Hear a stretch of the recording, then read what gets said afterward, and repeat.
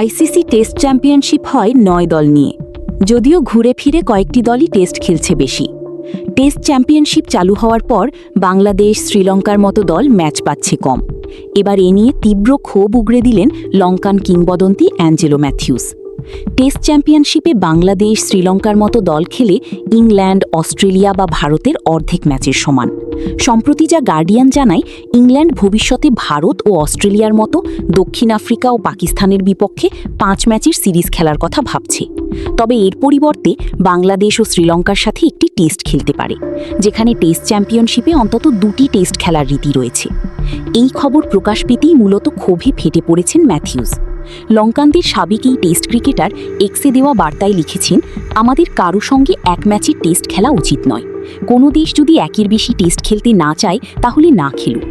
Matthews মনে করিয়ে দিয়েছেন, টেস্ট খেলুড়ে সব দেশই সমান, এখানে বড় দেশ বা ছোট দেশ বলে কিছু নেই। তিনি লিখেছেন, এখানে বড় দেশ বলে কিছু নেই, টেস্টের মর্যাদায় সব টেস্ট খেলুড়ে দেশের জন্যই সমান।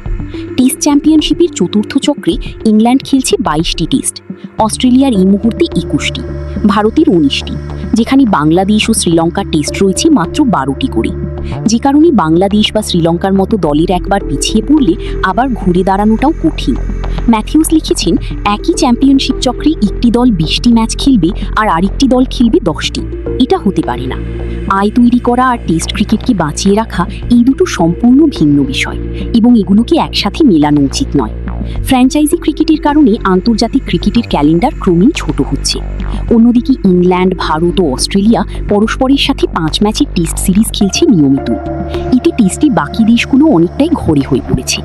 ইংল্যান্ড এবার বর্তমান চ্যাম্পিয়ন দক্ষিণ আফ্রিকার সাথেও 5 টেস্টের কথা ভাবছে।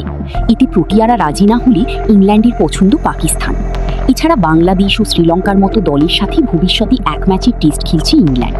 আর এই খবর দেখেই মূলত চটেছেন লঙ্কান কিংবদন্তি অ্যাঞ্জেলো ম্যাথিউস।